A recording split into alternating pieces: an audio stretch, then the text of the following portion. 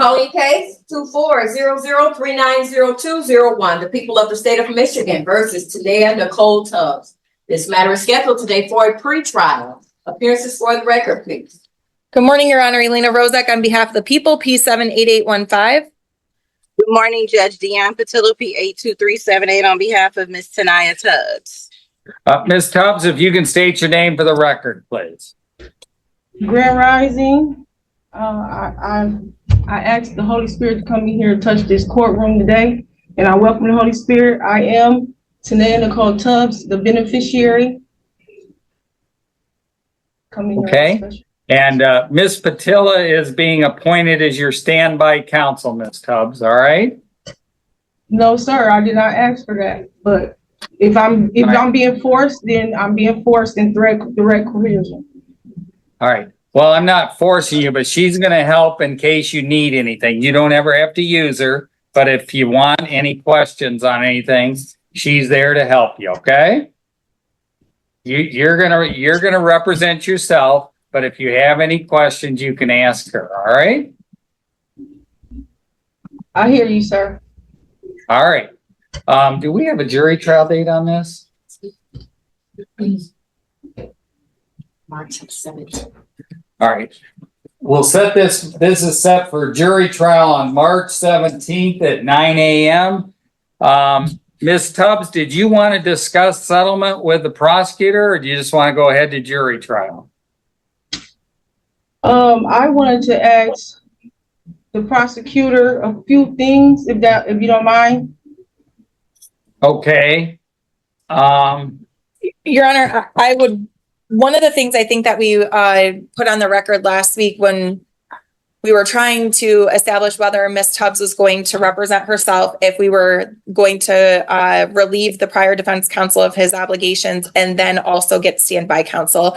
And I think that today was more of an update just to make sure everything was in order, but knowing that the trial I have ruled that she can represent herself, haven't I? Yes. Okay. All right. And that's why the other counsel was relieved and Right. Okay. Ms. Patillo was put on as standby. All right. With that, I think that we had mentioned the possibility of having Ms. Tubbs be brought over here so that we can have discussions. Ms. Patillo is standby. I feel comfortable speaking to Ms. Tubbs as long as there's somebody else there. Even if they're not fully representing her, at least there's a third person. And I wouldn't mind speaking to her in person, but I think it's going to be easier if she's here, and I don't necessarily want her to say something on Zoom in open court that might affect her case when she's representing herself. All right. We can do this one of two ways. Either can put all of you in a breakout room and let the three of you discuss things, or we can bring her here. I would ask Ms. Tubbs what she would like to do. Ms. Tubbs, what do you want to do? Do you want to go into a breakout room with the standby counsel and and the prosecutor, or would you like to come here physically to talk with them? I can do standby counsel. I mean, I can do not standby counsel, but I can talk to them in the break room since she's afraid of what I have to say. If the court keeps something you say private, it's not because they're hiding the truth. It's because they're trying to gatekeep that level of comedy. In all seriousness, plea negotiations are confidential not to conceal some secret about licenses or registration, but because it's standard legal practice to protect private discussions between parties. That's the real reason. Would I be able to, well, if Ms. Tubbs allows, would I be able to speak to her before she speaks to the I don't allow. That's an excellent idea.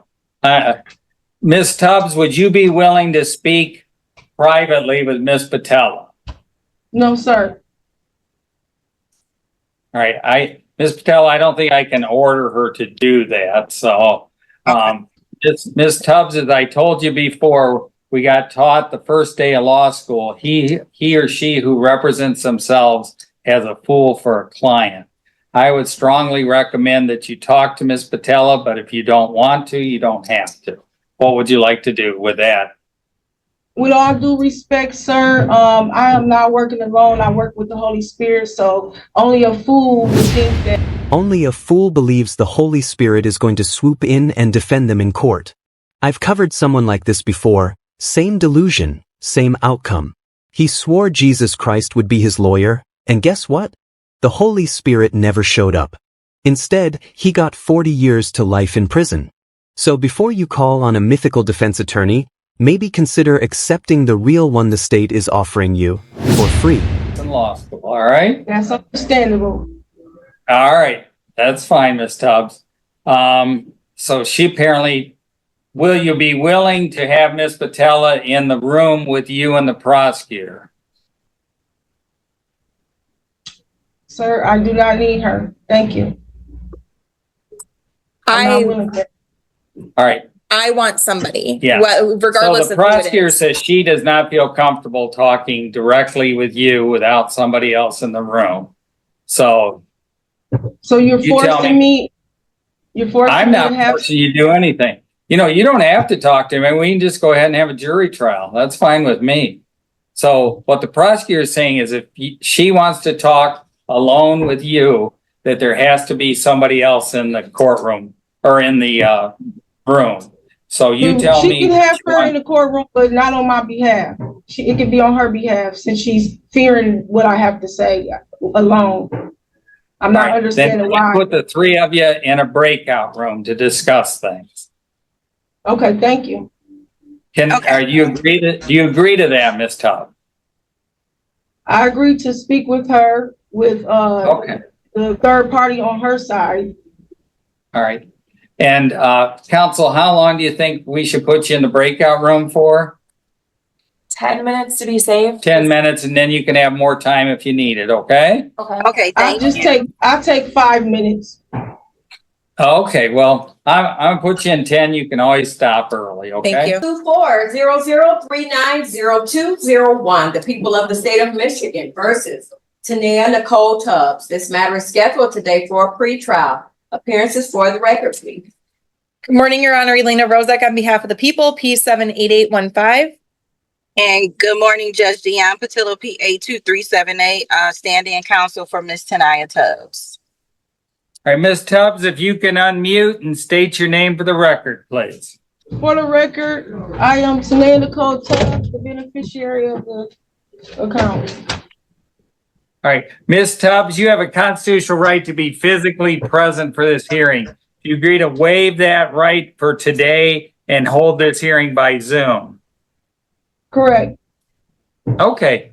All right. Where are we at on Ms. Tubbs' case, Madam Prosecutor?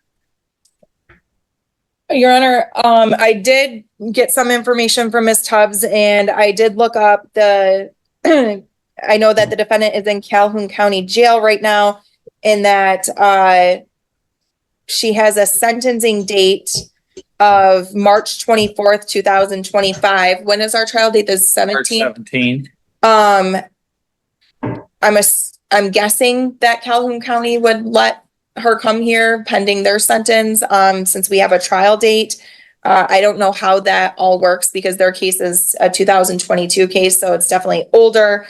But either way, that's a problem for somebody else, I suppose. I think that Miss Tubbs needs to be brought over here, and maybe we should have a pretrial before the trial once Miss Tubbs is here, where we're all in person. And Miss Tubbs can bring whatever documentation that she wishes to provide at that point. That way we all have it, and we're all on the same page, because some of the things that she's referring to, I do not have. And I would say that we're likely going to have to proceed to trial. All right. When are you proposing that we have this, bring her over beforehand? Obviously, the closer to the date for the court's purposes, the better, because we don't have to retain her as long from Calhoun. But if you think it would help to bring her earlier, we can do that too. I think that approximately 2 weeks before, so that puts us in the March 3rd area. Sometime at the end of the week before or early the week of March 3rd. I'm available the 6th, if that works for the court, prosecutor and Ms. Tubbs. All right, why don't we schedule this to have her brought over here for March the 6th, and we'll have the hearing at 11:30. Is that time okay for you, Attorney Patella? Yes, Your Honor. All right, we'll set this for March 6th at 11:30. Hey, May, can you send a writ to have her brought from Calhoun County here? Yeah. Okay, all right. Excuse me, Your Honor. Yes, go right ahead, man, Ms. Tubbs. I am looking forward to being out of here before then. And, it is my duty to come there on my own as a freeborn sovereign, to this. I do not need to be detained or retained. I am not an entity or subject to any entity. And I gave this paperwork to the 36th district, and I'm not going to be able to get this paperwork if I don't be able to walk and go get it, go home and print it out myself, because I have none but 8 children. I am by myself. I don't have support. I just have myself and my 8 children, which my oldest just went to prison, so he's not able to. Like mother, like son. But seriously, what are you doing ignoring the law when you've got 7 kids depending on you for food and shelter? I'd bet anything she's relying on the state for benefits while pretending the state is somehow the burden that got her into this mess in the first place. 11:30. You have a nice day, ma'am, okay? So there is no holds on me, correct? Well, you're going to be in the jail here, Wayne County Jail. What I'm telling you is that I'm going to be released from here either today, tomorrow, and I do not need any holds to come to another jail. I am a freeborn sovereign. I do not need to be detained or retained. I am not subject to any entity, or am I entity. I am a living being. I don't know about you, but having 8 kids I'm not taking care of because I'm sitting in jail doesn't sound like much of a life to me. Anyway, that wraps up the first hearing. Now on to the next one, where a sovereign citizen steps into Judge Chisholm's courtroom and ends up getting laughed out of the room by the entire staff. My name is Kimash Myrick, special appearance today. I'll give this sovereign citizen some credit. He's the first one to make a truly special appearance by appearing perpendicular to the pull of gravity. Chance to speak with Attorney Gagnick before the arraignment. And you'll see on your screen an invitation to join a breakout room. And we're going to go to breakout room 2. So when you see the invitation to join, please join. Magistrate, Mr. Myrick declined counsel. Okay. I'll just have him acknowledge on the record, and then I'll let you take it from there. We've got Mr. Myrick coming back. We'll close the room. I get the impression that he may be filing a special appearance on behalf of a sovereign citizen. Okay, we've got Mr. Myrick back. This is 25-00183. People of the City of Berkeley versus Kamash Daku Myrick. Magistrate, I'm just going to acknowledge my presence for the record. Patrick Gagnick. I'm here as appointed counsel on behalf of the arraignment docket this morning. I did speak to Mr. Myrick in private. I did explain to him he does have the right to counsel. I explained to him, obviously, that right. He's indicated to me unequivocally that he does not want counsel. Mr. Myrick, is that a fair statement? That is a fair statement. So with that said, I'm here and present, but with that, I believe Mr. Myrick will address the court on his own behalf. Mr. Myrick, you have the right to decline counsel. You also have the right to change your mind. If you do, just notify the court. Yes, sir. You've been charged in this citation that was issued on the 22nd day of January at about 5:58 in the morning with driving in the city of Berkeley on Henley near Franklin Street while your license to do so was suspended. Driving on a suspended license is a crime for which you could be incarcerated up to 93 days and or fined $500. You have a right to a trial. Trial can be before a judge or a jury. You can act as your own attorney or you can be represented by counsel. If you cannot afford to retain your own attorney, an attorney can be appointed for you. You'd have the right to confront and cross-examine the witnesses against you. You'd have the right to testify yourself or not to testify. In the event that you choose not to testify, your silence cannot be used against you. You have the right to be presumed innocent until you're proven guilty beyond a reasonable doubt. The court's going to enter a plea of not guilty on your behalf. No, sir. I don't. Car on the streets of the city of Berkeley while you're not licensed. You're suspended. That's the allegation. Well, I totally understand, and I would love to plead, Your Honor. But before I have some questions on the record, before moving forward and concerning the subject matter of the jurisdiction and the nature and cause of the action that's brought against me.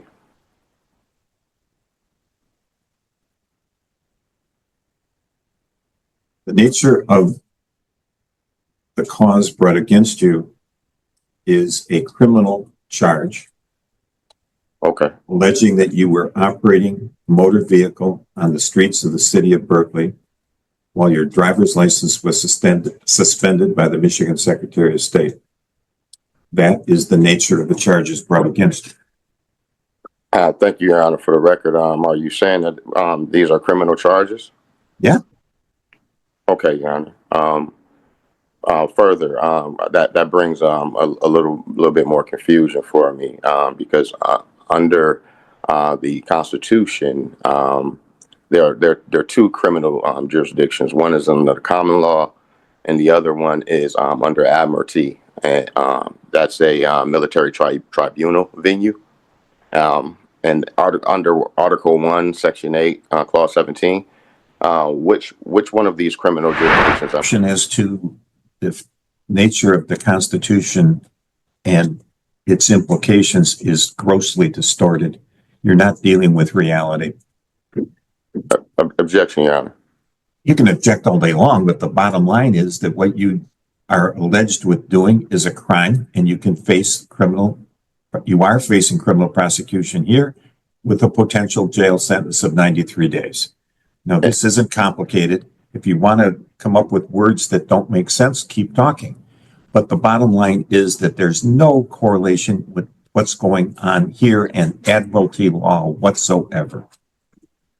And the common law is a civil concept. We have statutes in the state of Michigan, as do all 50 of the states. The federal courts have statutes, and common law is a civil thing. There's no common law crimes. Exactly. So you've ruled out the common law, Your Honor. So the other criminal jurisdiction that I can be brought in charges under is under admiralty, and that is a military tribunal. There is no basis in law or fact for the conclusion that you stated, sir. Your Honor, you said that I'm under a criminal. This is a criminal charge, correct? Yeah. So which of the two criminal jurisdictions? You haven't heard what I've said, sir. This is not a matter of having the two choices that you have spoken to. Wow. You are misreading the Constitution of the United States, the Constitution of the state of Michigan, and the statutes that are brought against you here. There's nothing to do with admiralty. You weren't in a boat. Well, Your Honor, you two have a sworn oath of office, correct? I am sworn to uphold the Constitution of the United States, the Constitution of the state of Michigan, and the statutes related thereto. And that means that I'm not going to. So you do have a Sixth Amendment obligation to inform me of what jurisdiction. And I think I have done that. I have told you that the people of the city of Berkeley have brought charges against you. Well, Your Honor, the people is not a person. If I'm being brought up under criminal charges, there needs to be a corpus delicti, which there isn't. You keep using the word. I don't think it means what you think it means. So I'm asking you. Do you know any other legal words? Why don't you just mix and match them here? Well, this Maybe is, you could get a Department of Labor form and read a couple lines of that into this record too. Or maybe you'd like to deal with the probate code. But the reality, sir, is that you've been charged with a city ordinance violation. It's clear what the ordinance says. It's clear what you've been charged with. You have a Yes. right to be presumed innocent, and you have a right to a trial. We're going to set this for a pre-trial before the trial. You'll be notified by mail. Do you still live on Mendota? I do, but I have What not. is your phone number? I'm not issued a plea, Your Honor. I have entered a plea of not guilty on your behalf. I object. What is your Honor. phone You number, cannot sir? enter a plea. I do not. I have not Oh, yeah, I entered a can. plea. I just did. Your Honor. What is I your phone object. number? There is no plea that you can enter in because I didn't voluntarily enter in the plea, Your Honor. I'm asking you, Your Honor. You want me to enter a plea of guilty? Jurisdiction under the two jurisdictions that I'm being There's not charged two under. jurisdictions. I There's don't know only how two you've been jurisdictions misled that to I can be believe charged that under there are. the No, Constitution, that's, Your Honor. Mr. Myrick, that's what your conclusion that there's only two jurisdictions here is absolutely without merit.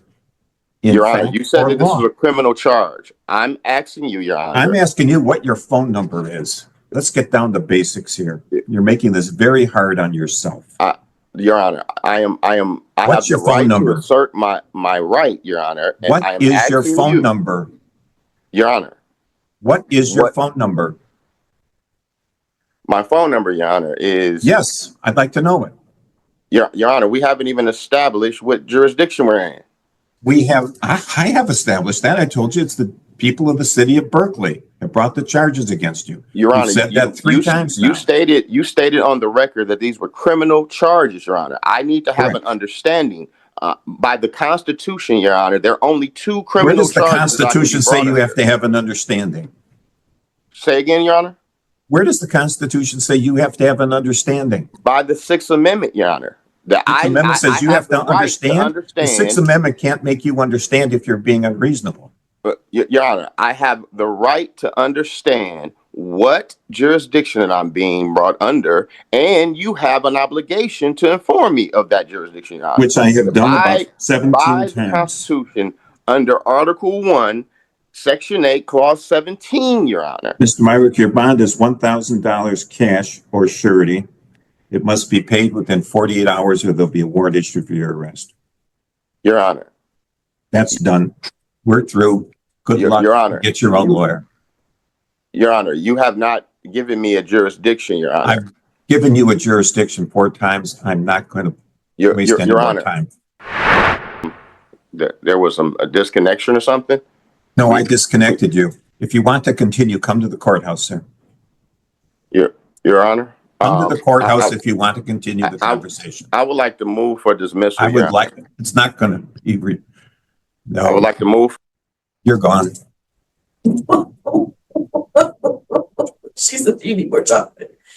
Oh, my God.